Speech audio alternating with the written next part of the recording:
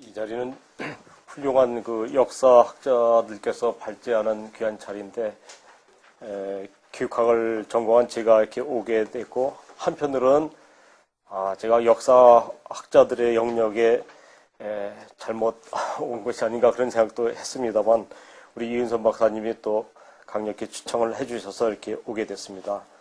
여기 발제된 내용은 논문이라기보다는 제 강의록을 그대로 옮겨 놓은 것입니다. 우리 목사님들께서도 있는 내용 그대로 활용해서도 좋겠습니다. 그래서 설교에서 쓰는 예화도 앞과 뒤에 이렇게 적어 놓았고요. 조금 이제 실용적인 면을 이렇게 살펴보았습니다. 저는 이제 교육학을 공부하면서 논문을 쓰는 가운데 너무 스트레스가 많아가지고 주일날 예배 끝나고 와가지고는 우통을 벗고 잔디밭에 나가서 그 미국사를 읽었습니다. 미국 역사를 읽다가 또 미국 대학의 역사들을 쭉 읽으면서 미국 대학이 이제 하나님의 은혜로 세워지게 되었는데 점차 세속화되는 과정도 보았고, 또 그 중에서는 특별히 교수들이, 신앙 있는 교수들이 세속화를 흐름을 거슬러서 다시 훌륭한 기독교 대학으로 변해가는 모습을 보게 됐습니다. 그래서 한번 책을 좀 소개시켜 드리면, 저는 그 원서로 공부해 나왔더니 교수님들이 번역을 많이 하셨더라고요. 이 책은 이제 이안 머레이라고 하는 학자가 썼는데요. 부흥과 부흥주의라고 번역이 되었습니다. 주로 이제 여러 부흥사들의 이야기들, 특히 그 아주 순전한 신앙을 가지고 에즈베리 같은 사람들이 얼어붙은 제임스 강을 건너면서 복음을 전하는 그런 모습, 감동적으로 기억되는 그런 책입니다. 그리고 이 책은 히드만이라고 하는 사람이 썼는데, 최근에 아시아연합시작대학원의 박은규 교수님이 번역했습니다. 부흥의 계절. 미국 부흥의 역사를 보시려면 처음 보시기에 참 좋은 부흥사별로 이렇게 쭉 한 10개 챕터로 아주 재밌게 알기 쉽게 조나선 에드워드부터 빌리 그레엄까지 쉽게 쓴 책입니다. 부흥의 계절이 좋고요.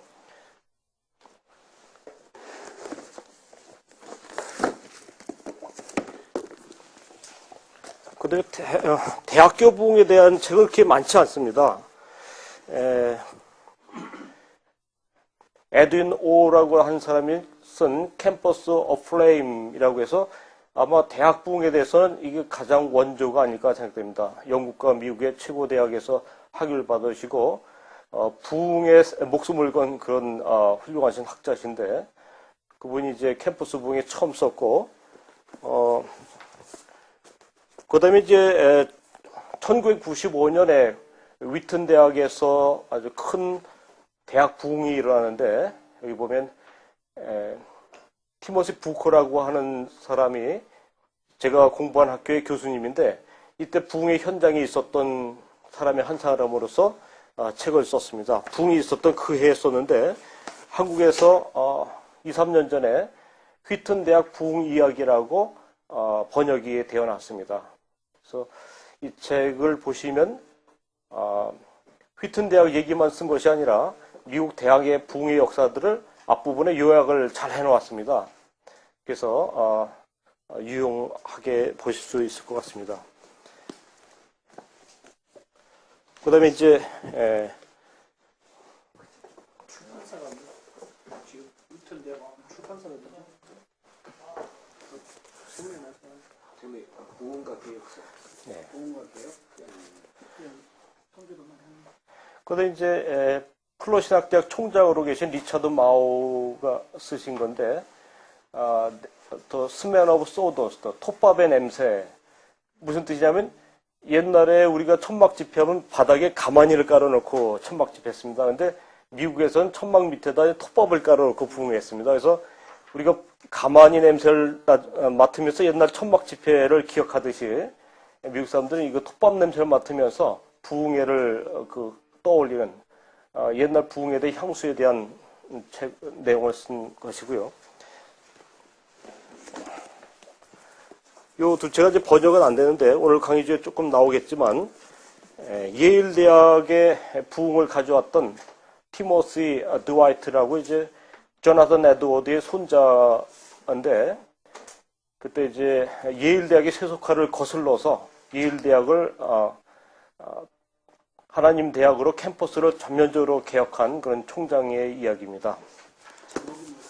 요거는 이제 뉴 잉글랜드 모럴 레지스레이터라고 해가지고서요. 뉴 잉글랜드의 도덕적 입법자 그렇게 표현이 될 수 있겠습니다. 그다음에 요 책은 이제 프린스턴 총장하고 하버드 총장이 큰 대결을 벌였던 세계에 아주 유명한 대결이 있었습니다. 그 하버드의 총장은 이제 하버드 대학을 세속화시키려고 하고 프린스턴 총장은 이제 맥커시 총장인데 프린스턴을 이제 기독교 대학으로 하려고 하는 두 사람이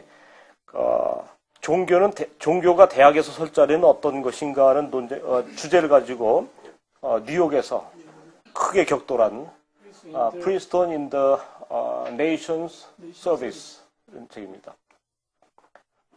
나중에 한번 보시면 좋겠습니다. 드리겠습니다.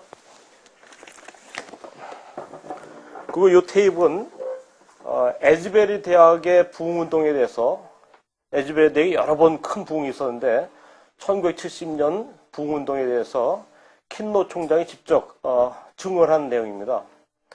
그래서 최근에 인터넷으로 제가 구입했는데요. Revival Account 에즈베리 1970 이렇게 됐습니다. 나중에 참조하시면 좋겠습니다. 그래서 즉 부흥이 무엇인가, 부흥의 의미를 한번 처음에 생각해 봤습니다. 한문으로 쓰면 이제 다시 붙자 일흥자 이렇게 써서 부흥 이렇게 하는데 사실 부흥이란 말이 이제 우리 기독교의 고유한 용어는 아니었죠. 그래서 시내 다니보면 부흥 쌀집도 있고 여러 개 있습니다. 예. 근데 부흥이란 말의 뜻은 제가 5페이지에 적어 놓았듯이 잠에서 깨우고 일어나게 하는 것, 다시 살게 하는 것, 그런 뜻이 있습니다. 에스겔서에서 내가 생기로 너에게 들어가게 하리니 너희가 살리라 하신 말씀처럼 잠에서 깨워서 다시 살아나게 하는 것이 부흥이라는 원래 뜻입니다. 헬라어로 자오, 에제센, 아네제센 이렇게 쓰고 있습니다. 그래서 이 부흥이란 말을 일반 학계에서는 어떻게 생각하고 있나를 알아보기 위해서 웹스터 사전을 찾아봤습니다. 아주 정평이 있는 웹스터 사전에 뭐라고 나왔냐 보니까 대중집회에서 강렬한 전도 설교를 통하여 종교적 신앙을 뒤흔들어 분발시킴. 또 두 번째는 죄에 대한 공개적인 고백과 새로워진 신앙에 대한 간증을 포함하고 있는 이러한 일련의 집회들. 근데 저는 이것을 보고 좀 깜짝 놀랐는데요. 그 웹스터 사전에서 부흥을 정의하기를 죄에 대한 공개적인 고백, 또 새로워진 신앙에 대한 간증, 이것을 얘기하고 있었습니다. 이것이 이제 미국적인 의미에서의 그 부흥에 대한 개념 중에 중요한 것이죠. 죄에 대한 공개적인 고백. 우리는 흔치 않은 내용이지만 또 새로운 신앙에 대한 간증, 이런 것이 부흥회 때 계속 있었다는 그런 내용을 우리가 알 수 있습니다.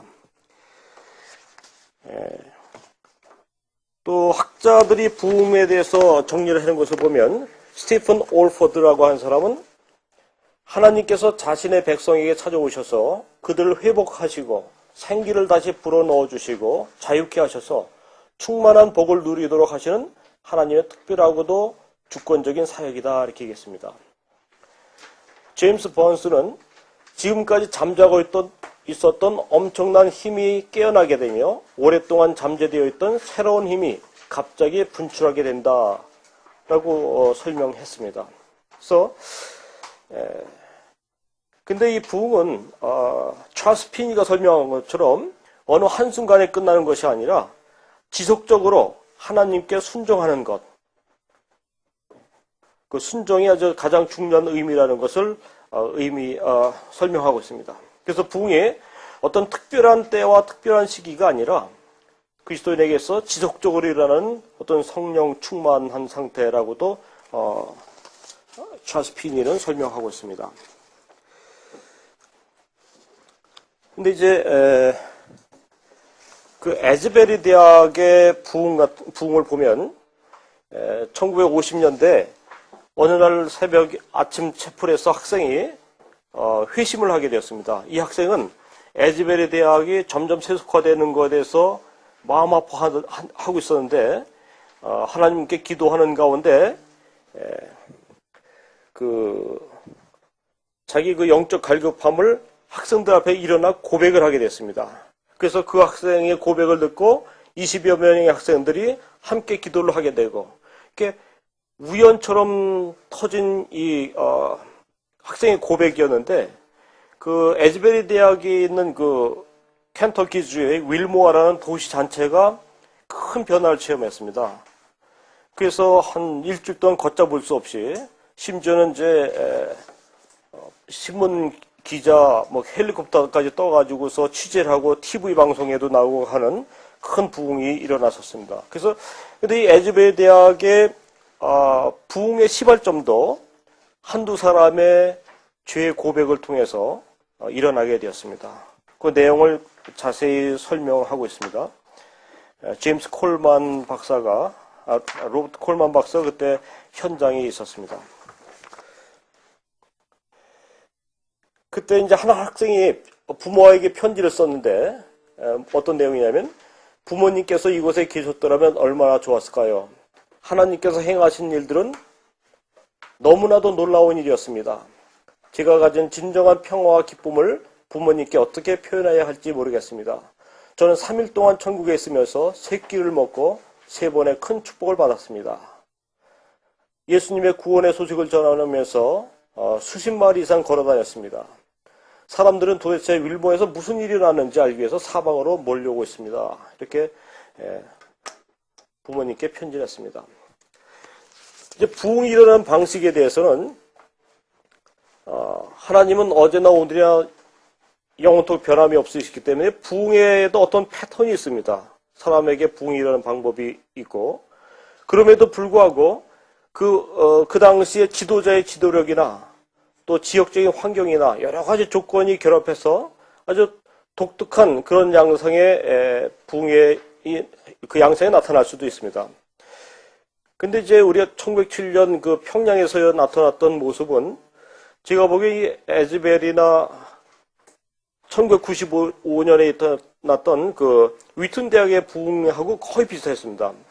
그 100년 전에 평양과 100년 후에 아주 그 명문대학에서 일어났던 부흥의 방식이 그 죄의 고백으로부터 시작돼가지고 계속 죄의 고백이 확장되면서 그 당시에 그 양반과 반상의 차이가 있고 이런 분위기에서 체면을 중시하는 상황에서 이슬 짓고 한다는 건 상당히 어려운, 성령이 아니면 일어날 수 없는 그런 죄의 고백을 통해서 큰 부흥의 역사가 일어난 것을 볼 수 있습니다.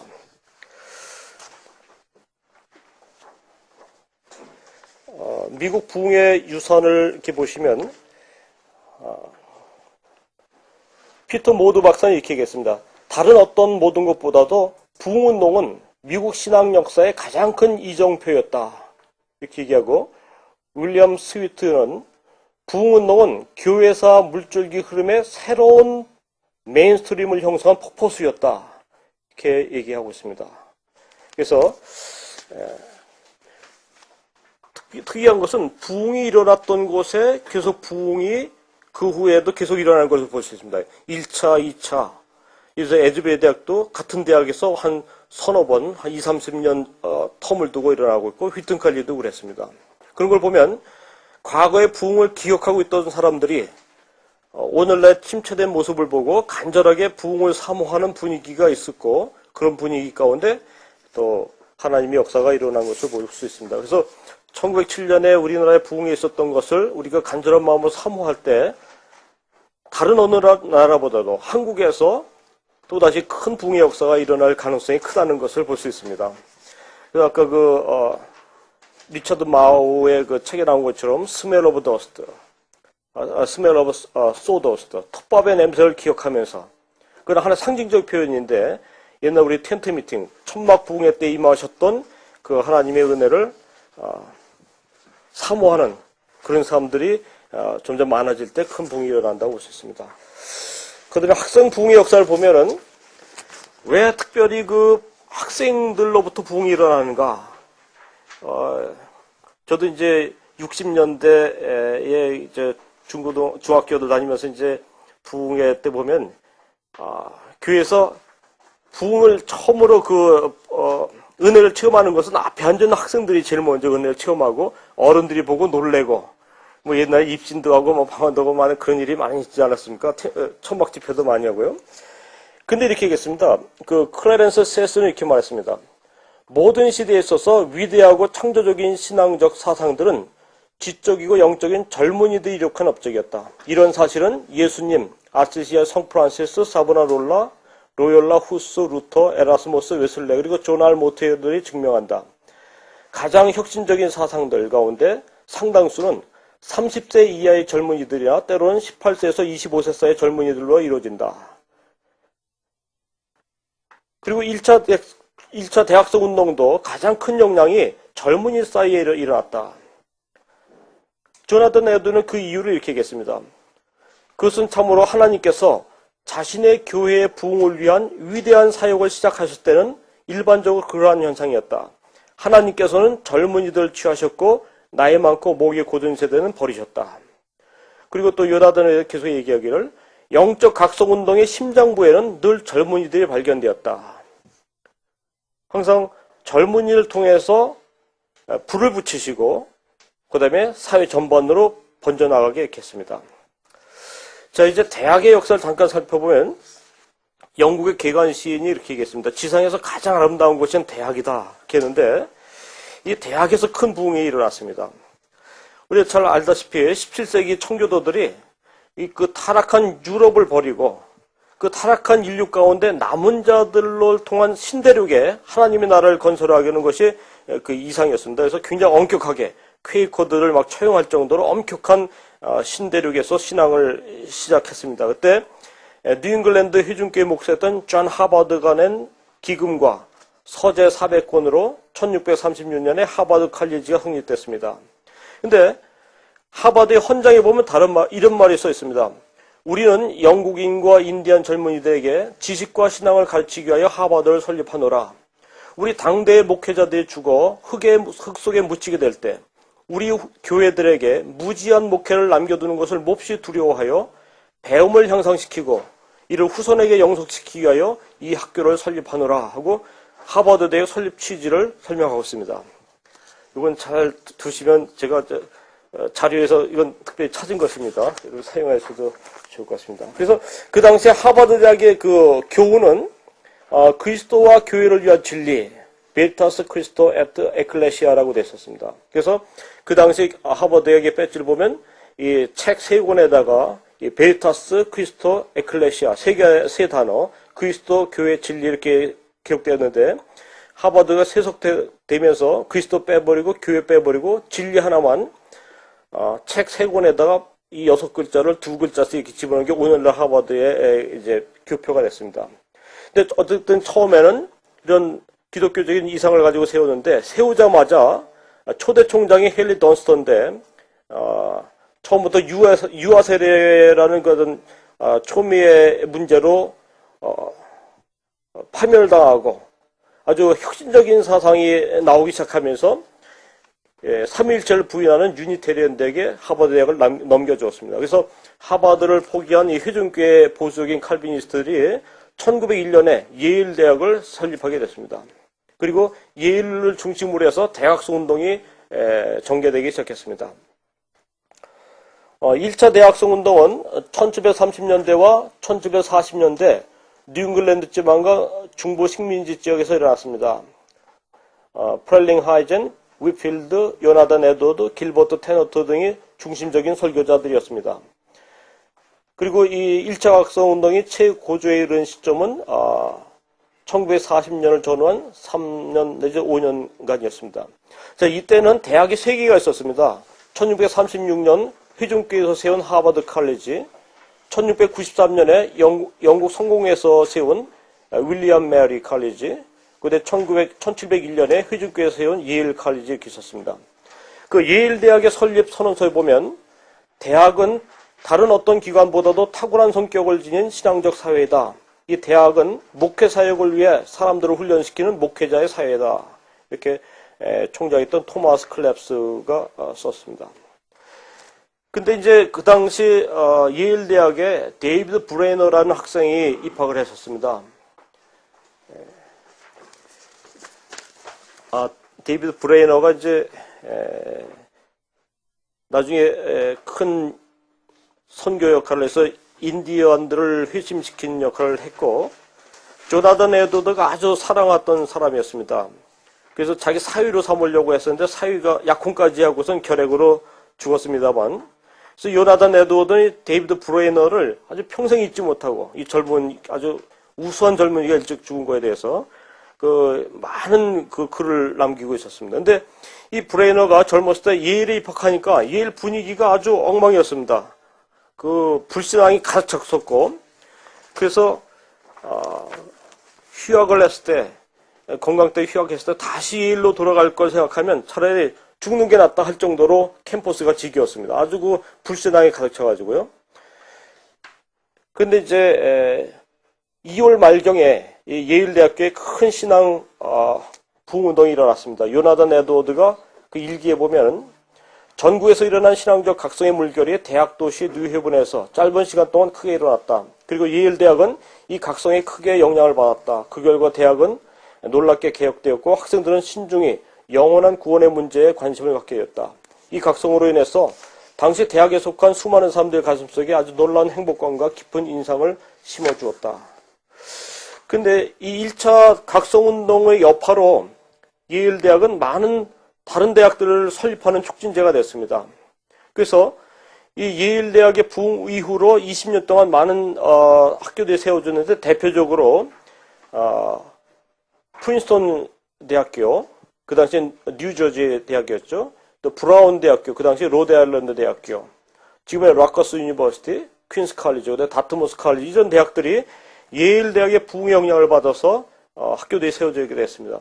근데 우리가 미국 역사에서 찾아볼 수 있는 것은 부흥이 일어나면 꼭 대학들이 세워졌습니다. 엄청나게 많은 대학들이 세워지게 됐습니다. 프린스턴 대학의 설립 배경은 이렇게 됐습니다. 초창기 대학이 위에 보았듯이 세 군데였었는데, 그래서 목회나 미래 사역을 준비하고 싶은 사람들은 멀리까지 코네티컷의 예일로 가든가, 아니면 윌리엄 메리 대학으로 가든가, 아주 진보적인 하버드로 가든가 이런 불편함이 있었습니다. 그때 윌리엄 테너트라는 사람이 펜실베니아에 대학을 세워야 되겠다고 생각하고 자기 넓은 앞마당에다 통나무로 집을 한 채 짓고 자기 세 아들을 교육하게 됐습니다. 이것이 이제 통나무 학교, 라그 칼리지라고 하는데, 이 통나무 학교라는 말은 처음에 올드 사이드, 옛날 장로교인들이 조소조로 붙였습니다. 아주 비꼬는 투로. 근데 통나무 학교는 아주 역사상의 이름이 남는 아주 자랑스러운 이름이 되었습니다.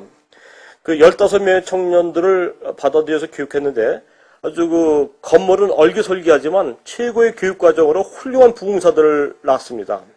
오늘 학자들이 보면 통나무 학교의 교과 과정을 surprisingly effective, 아주 놀라울 정도 효율적인 신학교육을 했다 이렇게 생각하고 있습니다. 테넌트는 라틴어, 헬라어, 히브리어를 철저히 훈련시켰고 아주 뜨거운 복음적인 열정을 심어줬습니다. 그래서 이 대학이 이제 프린스턴 대학으로 다시 세워지게 되었는데, 제가 그 부분을 사료를 조금 더 자세히 봤더니 통나무 학교가 바로 프린스턴이 된 것이 아니고, 프린스턴의 설립 멤버, 학교 법인 설립자 7명이 있었는데, 그 7명 중에는 이 통나무 학교 출신은 처음에는 없었는데, 설립되고 나서 3명의 통나무 학교 졸업자들이 이사로 들어서게 됐습니다. 그 사람 중에 이제 세뮤얼 볼레어, 길버 테넌트, 윌리엄 테넌트 세 사람이 있었고, 또 세뮤얼 필리라고 있는 사람인데, 이 사람은 통나무 학교를 졸업했는지 안 했는지 확실하지 않지만 졸업했던 가능성이 있는 사람이고, 리차드 트리트라는 사람은 로그 칼리지의 옹호자였습니다. 그래서 이 통나무학계에서 프린스톤이 탄생되었고, 조나단 에드워드가 이 대학의 초대 총장으로 청빙받아 가서 몇 주 동안 총장 직무를 하다가 이제 소천하게 되었고, 그 후로 이제 세뮤얼 데이비스라는 부흥사가 총장으로 하게 됐습니다. 그러니까 그 당시에 그 대학의 총장들은 전부 유명한 부흥사들이었습니다. 특히 세뮤얼 데이비스라는 총장은 학교락은 문턱도 안 가봤습니다. 그 세뮤얼 블레하고 같이 공부한 사람인데, 그 세뮤얼 데이비스라는 부흥사의 설교를 제가 읽어보았는데, 그 설교집은 그 로이드 존스가 얘기하기를 청교도 설교의 원형이라고 할 정도로 아주 놀라운 극찬을 받은 설교였습니다. 근데 보면은 설교 내용은 그대로 받았었는데 마치 그냥 조직신학 책과 같은 설교였습니다. 로그 칼리지에서 공부했는데요. 어쨌든 이렇게 초창기에 대학들이 세워졌고,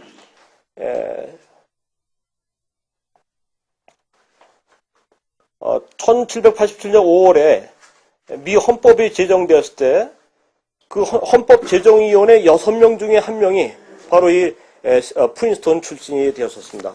로그 칼리지에서 확장된 프린스턴 총장이 되었습니다. 자, 그다음 예일대학 부흥을 이렇게 보게 되면 제2차 학성운동이 1800년부터 한 20, 30년 동안 뉴잉글랜드에 시작해서 중간 그 남서부 지방으로 퍼져나갔는데, 2차 학성운동의 주요 멤버들은 티모시 드와이트, 찰스 피니, 라이먼 비처, 제임스 맥그레디, 바톤 스톤 이런 사람들이었습니다. 근데 1차 학성운동과 2차 학성운동은 차이가 있습니다. 1차 학성운동은 올드 메저라고 해가지고서 하나님의 신적 주도성을 강조했습니다. 예를 들면 조나단 에드워드는 자기가 경험한 하나님을 휘중과 함께 나누었는데, 쉐어링을 했는데, 요나단 에드워드가 깜짝 놀랄 정도로 그 간증을 들은 사람들이 변화가 일어났습니다. 그러니까 이건 옛 방식이라고 하죠. 자기가 체험한 하나님을 나누었는데 큰 역사가 일어났고, 2차 학성운동은 주로 찰스 피니가 시작했는데, 그 새로운 방법, 뉴 메저라고 하죠. 인간적인 노력의 측면. 그러니까 오늘날의 부흥의 그런 유형들, 첫날엔 어떻게 하고 둘째 날, 이런 내용은 그 찰스 피니의 그 유형이 그대로 유지된 거라고 볼 수 있겠습니다. 그래서 부흥의 때는 어떤 개인을 지적해서 공개적으로 압박을 가하기도 하고, 심지어 이름을 부르기도 했습니다. 또 즉각적인 결단을 요구하게 됐고, 앵셔스 벤치라고 해서 맨 앞자리에 불러내서 무릎 꿇고 기대하게 하는 통회자의 자리도 이렇게 만들고 했습니다. 그리고 복잡한 신학적인 걸 피하고 아주 평범한 언어로 감정적인 호소를 하는 것이 이제 2차 학성운동이었습니다. 근데 이 당시에 그 프랑스 군인들이 미국으로 와가지고서 여러 가지 좋지 않은 모습들을 보였습니다. 그 당시 미국 사람들은 그래도 온건한 신앙을 가지고 있었는데, 프랑스 군인들이 와서 상당히 조소적으로 신앙을 무시하고 그 무신론자들의 사상들, 볼테르나 루소나 디드로 같은 계몽주의 사상을 전파하게 됐습니다. 그리고 이런 내용을 가장 빨리 받아들인 사람들이 대학생들이었습니다. 마치 60년대 버클리 학생들처럼. 그래서 그 대학 안에는 불신앙이 점점 퍼지게 되었고, 예일 캠퍼스가 아주 대표적인 그 불건강의 상태로 되었습니다. 그 라이먼 비처가 설명했듯이 대학교회가 거의 폐쇄될 지경이었고, 대다수 학생들이 회의적이었고, 폭력배가 득실거렸고, 기숙사에는 포도주와 독한 술이 감춰져 있었고, 이런 서로를 너는 볼테르다, 넌 루소다 이렇게 하면서 그런 분위기가 대학에 가득 차 있었습니다. 그때 이제 티모시 드와이트가 이제 17살에 예일을 졸업하고 나서 19살에 대학 총장이 되었는데, 연소한 나이에 이제 총장이 되었지만은 아주 복음을 가지고 모든 정면 대결하는 그런 시간들을 갖게 됐습니다. 그래서 이 설교 준비하느라고 4시간씩 자면서 잠을 못 자고 해서 시력이 아주 악화된 그런 게까지 되었습니다. 그래서 이 티모시 드와이트는 그 대학 내 모든 불신앙의 문제를 가지고 채플 설교를 통해서 하나하나 아주 망치로 때리듯이 하나하나 지적하면서 학교를 변화시켜 갔습니다. 그런 내용들을 거기 쭉 이렇게 기록해 놨습니다. 그래서 예일대학교 총장을 취임하자마자 영적인 전선이 형성됐습니다. 이쪽엔 불신앙, 이쪽엔 신앙, 둘 중에 하나 택하라고 하고 불신앙을 가진 교수들에게도 아주 노골적인 공격을 해서 이것이야 저것 선택을 하게 만들었습니다. 그래서 얼마 되지 않아 학생들이 회심하기 시작했고 불신앙이 사라지게 됐습니다. 이 내용은 아주 긴 내용이지만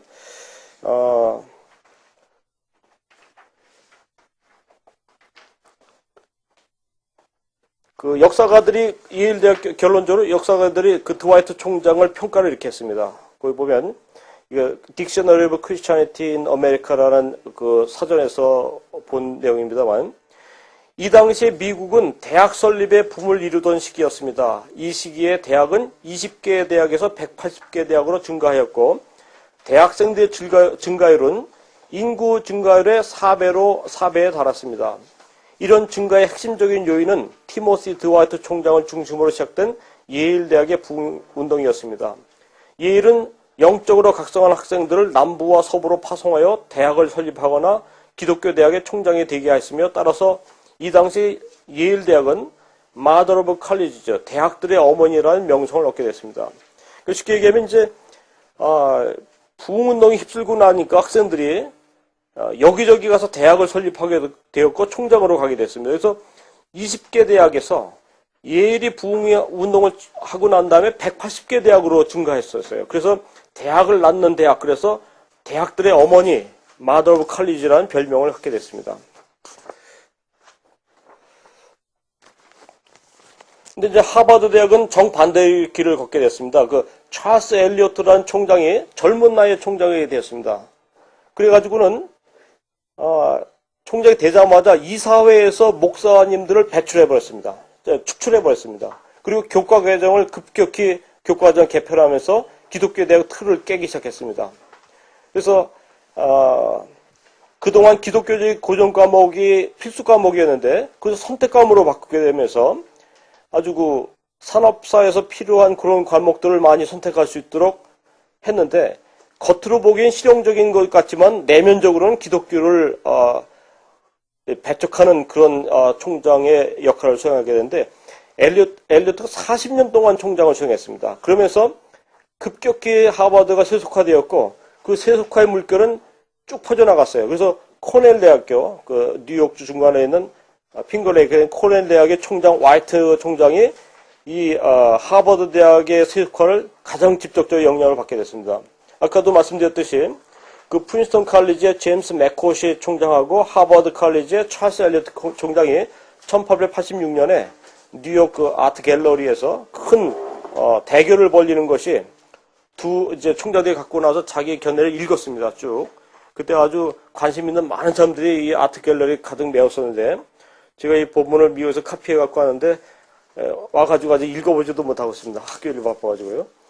근데 이제 프린스턴 대학도 역시 이후에 영향을 받게 됐고 그 애슈벨 그랜 총장이 이제 프린스턴 학생이었을 때 그 당시의 상황과 그다음에 프린스턴이 부흥을 체험하면서 느꼈던 내용을 비교해서 적은 것인데 여기 보면 부흥을 체험한 후에 하늘에서 이슬이 조용히 내린 것처럼 하나님의 은혜가 임했다. 거의 4주 동안 대학 군에서 영적이고 영원한 것들에 대한 중요성에 깊게 영향을 받지 않은 사람은 극소수밖에 없었다. 열정적으로 개인 기도의 장성을 사용하지 않은 방은 거의 없었다. 아마 하나도 없을 것이다. 그러니까 방마다 학생들이 개인 기도를 하게 되고 이렇게 프린스턴이 변화됐다 하는 내용을 설명하고 있습니다. 그래서 사실 이제 그 다음에 에즈베리 대학의 운동이 나오게 되는데 에즈베리 대학은 1905년에 부흥을 체험했고 1950년, 1970년 그리고 2006년에도 부흥이 있었다는 것이 전해 들었지만 확인은 아직 되지 않았습니다만 그 1905년에 스탠리 존스가 은혜를 받고 이제 인도에 선교사로 가게 되었습니다.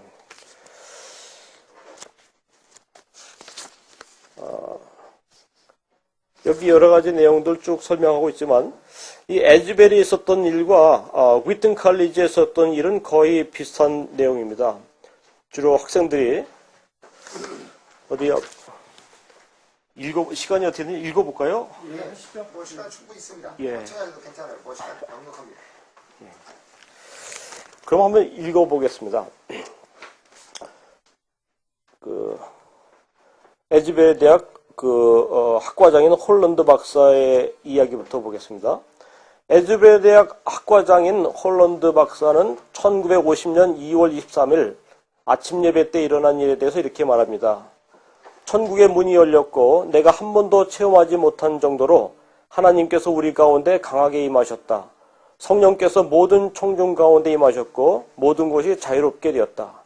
간증들 다음에 제 고백이 있었고 제 고백 다음에는 제단 앞으로의 초청이 있었고 제단 초청 이후에는 영광스러운 영적 승리가 뒤따랐다. 그리고 이것은 다시 처음으로 돌아가 더 많은 간증들이 이어졌다. 때로 하나님의 임재가 너무 현저해서 사도 바울이 세 번째 하늘에 이끌려 올라갔을 때 체험했을 법한 상태가 조금이나 감지할 수 있었다. 그 다음에 1905년에 있었던 1950년대에 있었던 일이군요. 그때 로버트 콜만 박사가 직접 체험을 했었고요. 그다음에 휴즈 강당에서 예배드릴 때 모습 1970년 2월 30일 한번 보겠습니다. 보면 많은 학생들이 앞으로 나아갔다. 제단에서 기도하기를 원하는 모든 사람들이 앉기에는 자리가 부족할 정도가 되었다. 그래서 많은 학생들은 강당의 의자 앞에 무릎을 꿇었다. 그들의 기도는 마음을 찢는 회개와 터져나오는 기쁨으로 섞여 있었다. 하나님께서 능력으로 자신의 백성들 위해 역사하고 계신 것이 명백했다. 주님의 임재는 아주 실제적이어서 모든 다른 관심사는 사소한 것처럼 여겨졌다. 수업 시간을 알리는 종소리는 울렸으나 이 모임은 멈추고 수업을 시작할 수 없었다. 저 비디오 테이프의 70년대의 그 모습을 담은 것들이 있었습니다. 근데 우리하고 차이점은 여러 가지 면에서 큰 차이점이 있는데, 대학생의 부흥 운동은 보면 학생들이 주관이 되었어요. 저기 보면 학생들이 강대상에서 쭉 앉아있고 나와서 간증을 하는데 그냥 부흥사들처럼 생생하게 간증을 하는 모습을 볼 수 있습니다. 근데 어떻게 보면 우리나라는 유초등부 수련회나 대학원 수련회나 차이가 없어요. 똑같이. 한번 자세히 생각해 보세요. 유초등부 수양회 가고 부흥회나 중등부, 고등부, 대학부, 대학원 똑같은 형태예요. 어른 부흥회하고 거의 차이가 없습니다. 근데 제가 본 바로는 미국의 이 부흥운동들은 그 대학생 이상들은 이제 목사님이 한 10분 정도 이렇게 코멘트를 해주시고 나면 그 다음엔 학생들이 스스로 자기들이 이제 죄를 고백하고 간증하고 그렇게 시작하는데 보통 58시간씩 화장실도 안 가고 그냥 매달려고 온 학교가 이렇게 바뀌는 것을 보았습니다. 그런 면에 좀 차이가 있고 학생들이 나와가지고서 아주 적나라하게 자기 죄를 고백하고 함께 기도해주는 모습을 볼 수 있었습니다.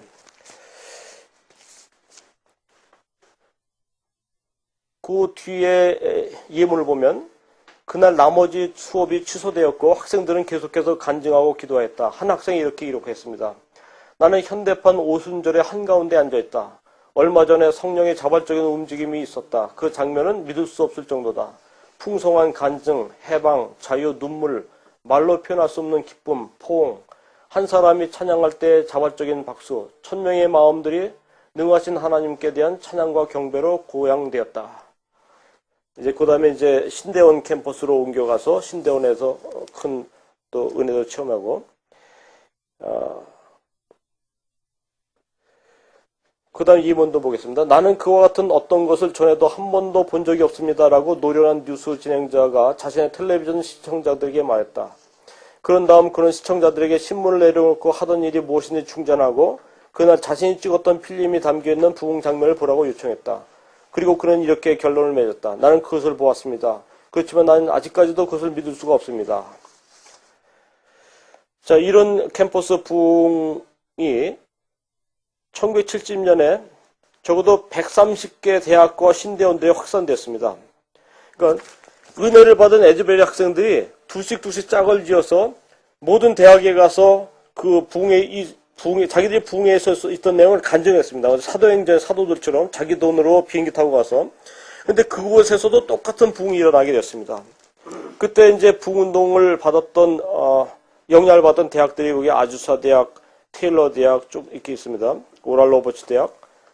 제가 지난주에 미국 출장 갔었는데, 이 가운데 보면 로버트 웨슬리안 칼리지가 있는데, 제가 이제 라체스터라는 곳에 출장 갔었는데, 거기서 차 타고 한 50분 달려가서 이 로버트 웨슬리안 칼리지 한번 보고 왔습니다. 어쨌든 이때가, 이 에즈베리 칼리지의 영향을 받은 대학들이었습니다.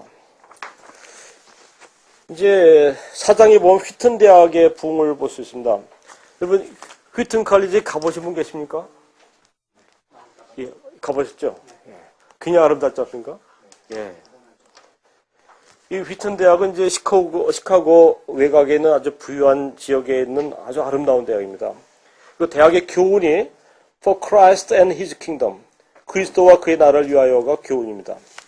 근데 휘튼 칼리지는 기독교 대학이면서 지금 현존하는 대학 중에 가장 대표적인 기독교 대학을 찾는다면 칼빈 칼리지, 휘튼 칼리지 찾을 수 있습니다. 우리 앞에서 보았듯이 기독교로 시작한 대학들이 점점 세속화되었는데 그 와중에서 학교 운영에 어려움이 있어가지고 이제 학교 문을 닫느냐 안 닫느냐 그런 시각에까지 몰렸던 대학들이 기사회상에서 명문 기독교 대학이 된 대학들이 바로 휘튼 칼리지, 칼빈 칼리지였습니다. 칼빈 칼리지 같은 경우도 상당히 위기에 처했을 때 몇몇의 교수님들이, 근데 신학부 교수들이 아니었어요. 신학부 교수들도 거의 손을 든 상태인데 몇몇 정말 신앙이 좋은 일반 교수들이 모여가지고 교과과정위원회를 구성했습니다. 그래서 기독교 대학으로 당한 위기였지만 기독교적으로 극복하자 해가지고서 모든 교과과정을 기독교적으로, 수학도 기독교 신학적으로 키우고 역사도 철학도 그렇게 아주 정면 돌파를 해가지고 지금 명문대학이 된 대학이 이제 칼빈 칼리지입니다. 그래서 칼빈 칼리지 출신들은 뭐 노틀댐 대학이나 뭐 각 대학의 그 우수한 학자들을 수출하는 그런 대학이 되었습니다. 그 칼빈 칼리지 못지않게 또 휘튼 칼리지도 뭐 지금 아더 홈즈라는 철학자나 또 랜드 라이컨이라는 영문학자나 또 뭐 역사학자, 수학학자 아주 굉장한 학자들이 이 휘튼 칼리지에서 나오고 있습니다. 그래서 휘튼 칼리지를 하버드 오브 더 바이블 벨트, 성서 띠라고 이렇게 지역을 얘기하는데 거기에 하버드라고 여겨지고 있고 대표적인 크리스찬 리버럴 칼리지라고 설명됩니다. 이제 이 크리스찬 리버럴 칼리지라는 것이 상당히 중요한 단어인데요. 기독교 대학이라고 하면 이제 크리스찬 리버럴 칼리지를 기독교 대학으로 합니다. 리버럴 아트라는 것은 사람을 둥글둥글하게 만든다, 원만하게 만든다 그런 뜻이면 리버럴 아트가. 근데 사실 어떻게 보면 우리가 종교개혁 이전까지는 이제 카톨릭이 중심적으로 이제 신앙과 학문을 주도하고 있었는데 그 당시는 천문학, 의학 모든 학문을 이 신학자들이 담당했지 않습니까? 법학, 뭐 그로티우스라든가 혈액학 같은 것도 전부 신학자들이 했었습니다.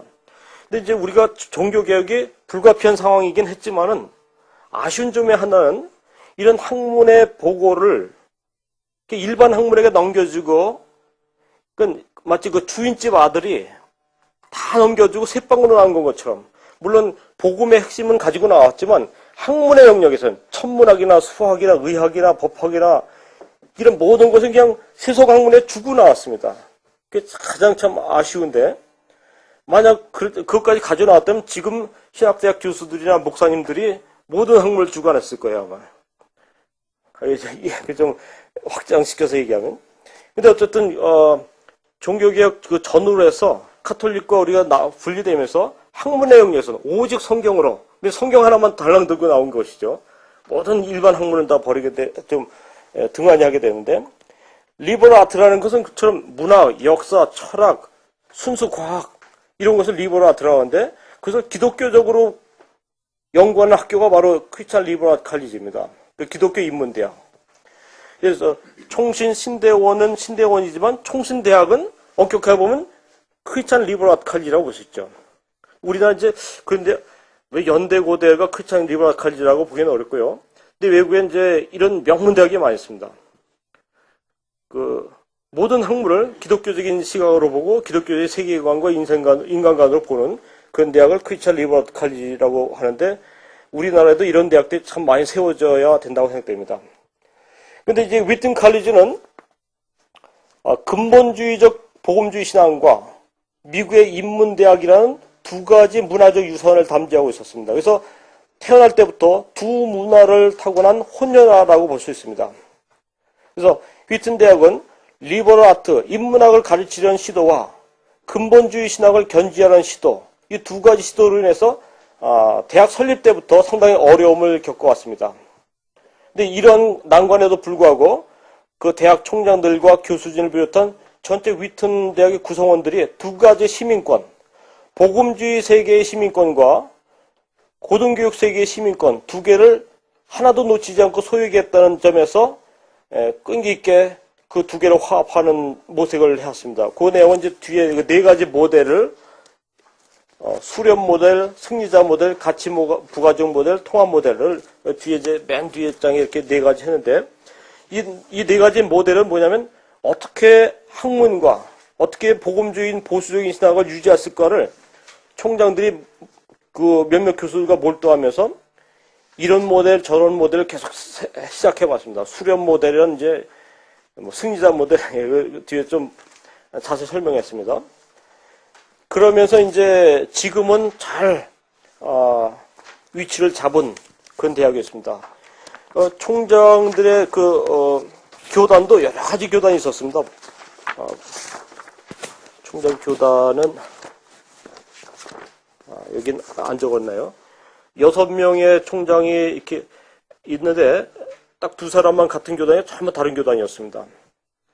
그리고 참고로 미국 총장들은 한 번 뽑으면은 20년, 30년 우리같이 돌아가면서 하는 건 아니죠. 총장은 특별한 기능을 가지고 있는 사람이기 때문에 한 2년 동안 서치 커뮤니티가 철저히 찾은 다음에 한 번 총장이 되면 20년, 30년 합니다. 그래서 소던 세미어 같은 데도 200년 대학 되지만 이제 11대 총장 이렇게 됩니다. 자, 근데 이 위튼 대학에서는 대학붕의 역사가 1936년, 43년, 50년, 70년, 95년 이렇게 여러 번 있었습니다. 1995년에 처음 위튼 대학의 부흥이 일어날 때의 그 배경을 설명했습니다만, 매 주일 저녁에 학생들이 자발적으로 채플에 모여서 기도하는 예배 모임이 있었습니다. 그래서 한 30-40분 동안 예배와 기도를 드리고 또 학생이 여러 가지 기독교적인 관심사에 대해서 발표를 하고 찬양을 하고 7시 반부터 9시까지 있는 이 학생 집회가 있었습니다. 보통 한 800명 내지 900명의 학생들이 청바지 차림에 와 있고 교수나 이런 분들은 그냥 저 뒤에서 이렇게 같이 참여하는 그런 집회였습니다. 그때 그 학생 대표가 매트 야링턴이라는 학생이 마이크를 잡고 이제 광고를 했어요. 텍사스에 있는 하워드 페인이라는 대학에서 부흥이 있었는데 학생 대표 두 사람이 왔어요.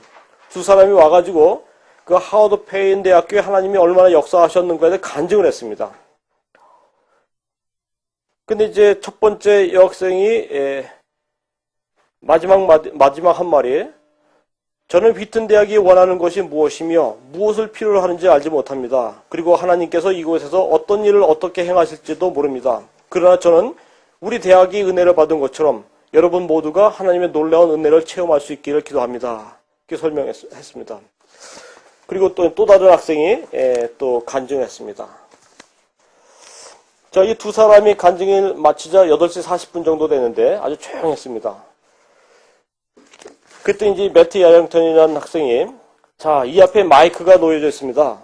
누구든지 자기가 간증할 거 있으면 나와서 하십시오 하고 뒤로 물러서서 기다렸어요. 그때 다들 한 900명의 학생이 조용히 있었는데 그때 이제 한 4학년 남학생이 와가지고 나와서 마이크를 잡고 자기가 교만했다는 걸 고백하고 학생들 앞에 내가 교만한 걸 용서해달라고 용서를 구했습니다. 그래서 몇 명의 학생이 또 나와서 마이크를 잡고 죄를 고백하고 그때 한 여학생이 나와가지고서 한 용기 있는 여학생이 나와서 자기 성적인 죄를 고백했습니다. 목소리는 떨리고 있었고 흐느끼는 그 눈물이 범벅이 돼서 간증을 하니까 수십 명의 여학생이 뛰어나와서 이 학생을 둘러싸고 함께 울면서 기도를 했습니다. 그때부터 학생들이 너도 나와서 죄를 고백하게 됐습니다. 근데 이런 내용이 우리에게는 참 낯설지만은 대학 부흥회가 주로 그렇게 됐습니다. 앞에 마이크를 놓고 간증이나 아니면 기도 요청이나 할 사람 나와서 하십시오 하면 쭉 나와서 이제 줄을 서게 되는데 나와서 이제 간증을 하게 되죠. 근데 대체로 보면 위튼이나 에즈벨이나 절대로 강압적인 분위기 아닙니다. 오히려 냉정할 정도로 학생들은 기다리고 상당히 성숙했던 것 같아요. 물론 신학생들이 아니고 일반 대학생들인데 그 간증하는 모습들 보면 성경을 아주 정확하게 인용하고 또 솔직했고 또 그 신앙 공동체이기 때문에 부담 없이 죄를 고백하고 그 고백한 학생의 죄를 안타까워하면서 같이 나와서 함께 울며 기도하고 아주 정말로 성령으로 이루어진 분위기, 전체 하나의 그 형제자매의 분위기가 되기 때문에 한 번 시작하면 일주일씩 오히려 학교 교수님들이 도대체 저건 감정으로 이뤄낸 거 아닌가 굉장히 의심스러운 눈치를 보고 애들 뭐 하나 빨리 수업에 와야지 기다리기 초조하는데 오히려 어른들은 그렇게 생각하고 있고 학생들은 그야말로 화장실 가는 거 빼놓고 밥도 먹지 않고 뭐 한 4, 5일씩 같이 기도하고 그렇게 했었습니다. 그런 내용들이 자세한 것이 쭉 뒤에 기록되고 있습니다. 뭐 3월 20일 날 다음은 어떻게 되고 그래서 이제 휘튼 대학에도 총장님과 함께 밤에 교수들이 모여가지고 이 일을 어떻게 해라고 회의를 하고 조금 더 두고 보자. 근데 부흥이 터지자마자 학생들은 전부 가가지고 기숙사마다 학생들 깨우고 이 소식을 전하고 그래서 한 3달 이상 이 부흥회가 지속됐습니다. 학생들이 자기를 얽매고 있던 것들 뭐 CD라든가 술이라든가 이런 거 갖고 가서 자루 앞에 놓고 큰 자루가 5개씩 가득 차도록 이렇게 기도를 했습니다.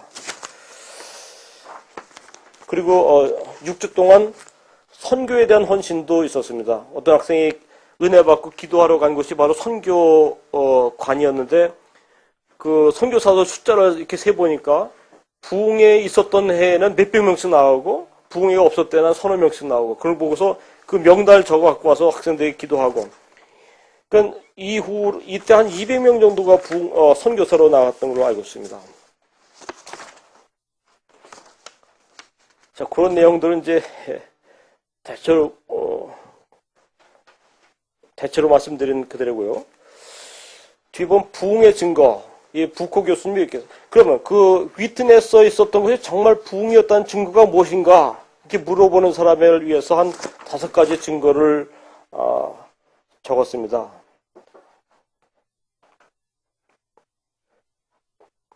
그 첫 번째 보면 5일 동안 휘튼 대학이라는 특정한 시간과 장소에서 그저 확연하게 성취되었다는 사실을 모두가 목격하였다. 울고 기도하고 웃고 이런 모양들. 그 다음에 이후에 계속되는 간증들은 예수 그리스도에 대한 새로운 갈망들의 표현이었다. 그 다음에 경배와 기도의 영이 대학을 휩쓸었다. 그 다음에 성경 읽기표를 가지고 온 캠퍼스에 성경이 있는 분위기가 형성되었다. 그 다음에 대학생들이 일반 대학이지만 기독교 대학이긴 하지만 일반 학과 학생들이 교회에 등록하는 숫자가 현격히 증가되었다. 이런 걸로 볼 때 이것은 진정한 부흥이었다. 이런 내용이고 그러면 왜 1995년 휘튼 대학이었는가? 몇 가지 원인들이 있는데 그 휘튼 대학의 발동이 걸릴 수 있도록 기도하는 기도 모임들이 있어 왔습니다. 그 다음에 또 두 번째 보면 호주에서 선교사로 있다가 선교학 MA를 공부하러 어떤 선교사 한 사람이 있었는데 학생들과 함께 캠퍼스 문제를 놓고 또 성경 공부를 하면서 기도의 팀을 형성시켜 놨고 그런 것도 이제 몇 개가 이게 설명되고 있습니다.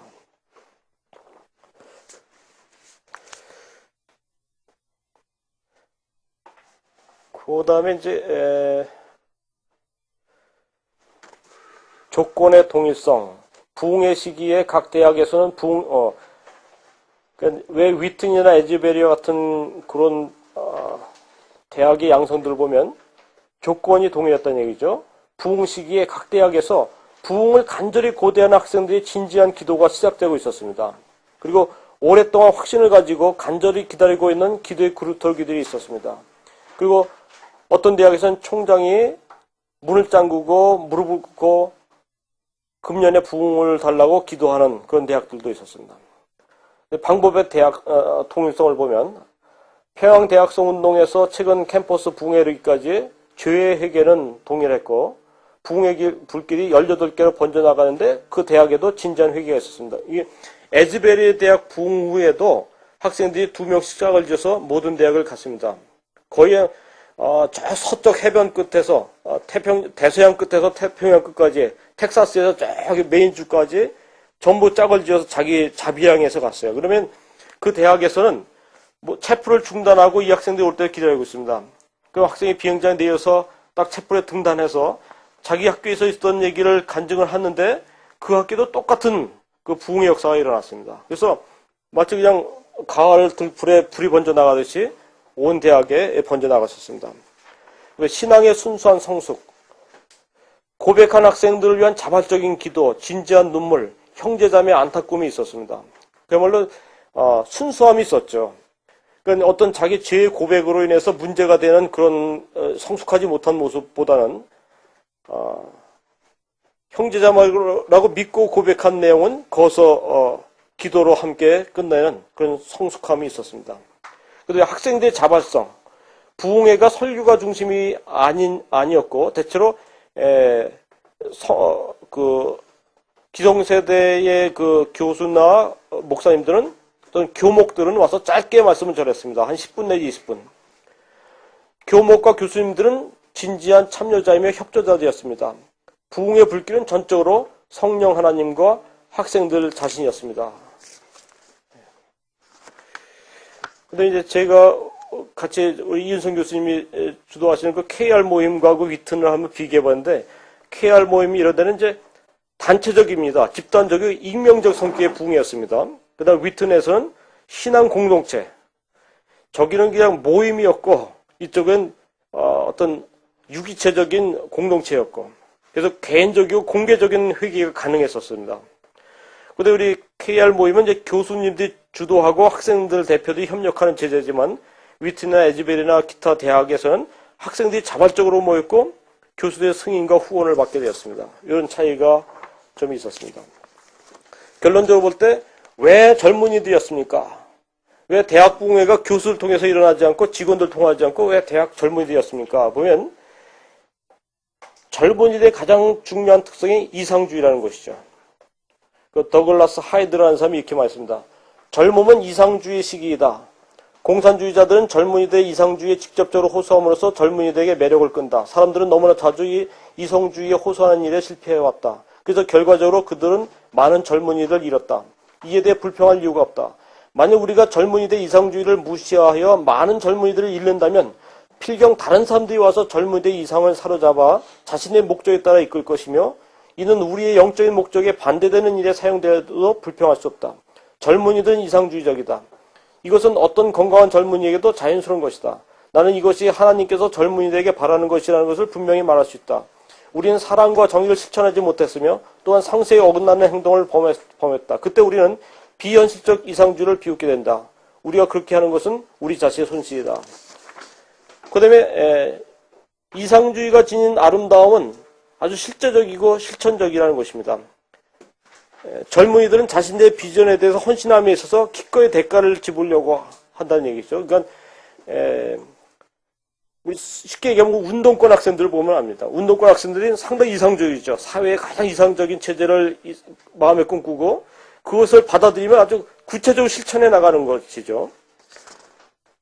그런데 젊은이들은 변화에 개방적이죠. 그러니까 악한 변화든 선한 변화든 예를 들어서 1950년, 60년대 그 버클리 대학생들이 히피며 마약이며 이렇게 하듯이 좀 젊은이들 항상 개방적이기 때문에 새로운 사상, 좋은 사상이든 나쁜 사상이든 가장 빨리 받아들일 수 있다는 얘기죠. 그래서 데이비드 맥켄나는 다음과 같이 얘기했습니다. 하나님의 성령이 모든 사람 위에 부어질 때 젊은이들이 환상을 보게 되는 것은 우연이 아니다. 대학생으로 인도하는 성령의 역사가 대학 캠퍼스에서 시작되는 것은 우연이 아니다. 젊음은 특별한 은사가 만개되는 삶에 선택받은 시기이다. 어떤 사람도 결코 다시는 문화적 갈등에 그렇게 민감하며 미래에 대해서 그렇게 낙관적이며 성령에 대해 그렇게 개방적이며 그렇게 정열적으로 행동하며 그리스도를 위해 그렇게 죽을 준비가 된 그런 시기를 얻지 못할 것이다. 젊은 시기에는 그런 옥토와 같은 여건이 형성된다는 것이죠. 그래서 하나님께서는 젊은이들을 택하셔서 자기 일을 행하셨다. 이렇게 얘기했습니다. 전체적인 내용을 그냥 대략적으로 한번 훑어보았습니다. 감사합니다. 예.